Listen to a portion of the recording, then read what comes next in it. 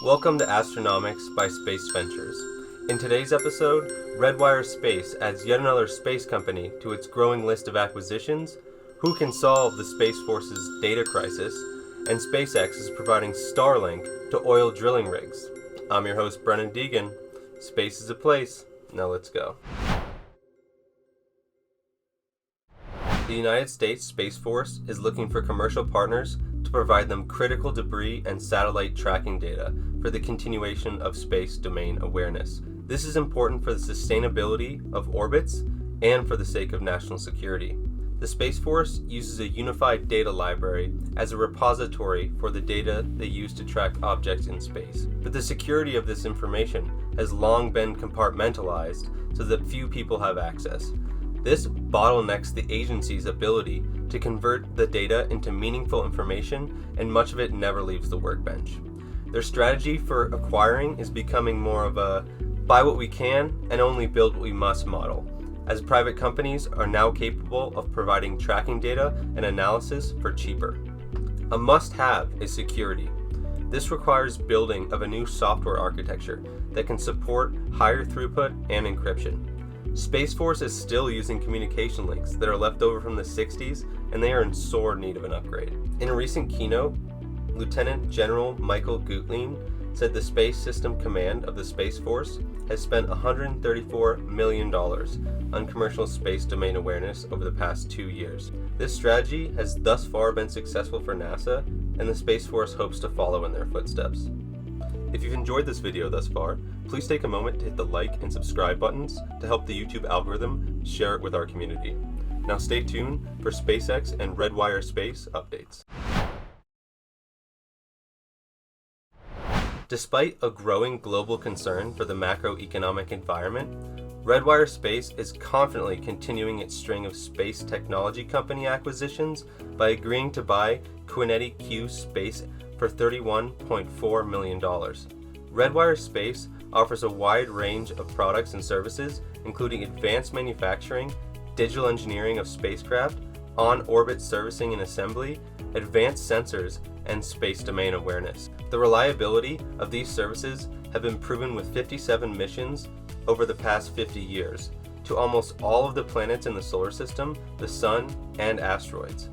Most notably, Redwire provided the necessary thermal sensors for the Mars 2020 Perseverance rover mission and its sidekick, the Ingenuity helicopter.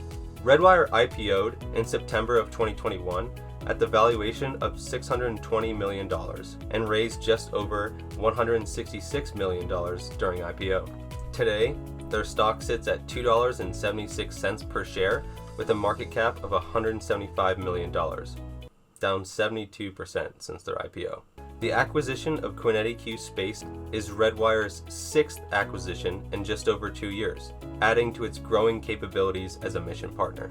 QinetiQ Space posted $47.6 million in revenue last year, with $2.9 million in profit. The company has a contract backlog of $110 million for advanced payloads, small sats, docking equipment, and space instruments. Redwire's CEO, Peter Canito, said, "Space NV is expected to provide Redwire with increased scale, broader access to addressable markets, and a significant backlog to bolster our growth platform."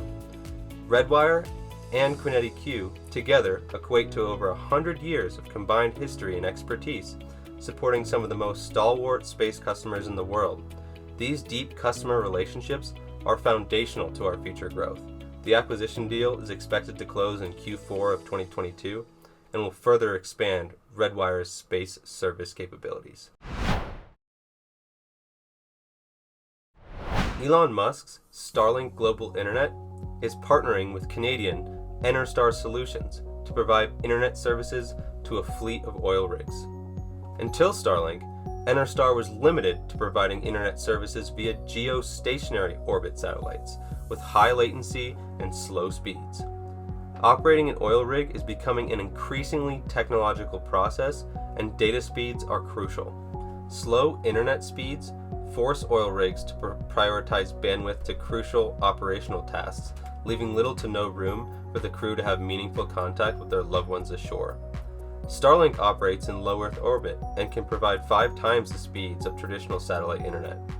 It opens new doors for communications, safety, and remote monitoring. It also improves the crew's quality of life through the ability to access the internet in a more modern capacity. Enterstar president Jim Vandersloot said, referring to Starlink, "In a world where data is the most important thing for your business, this is a game changer."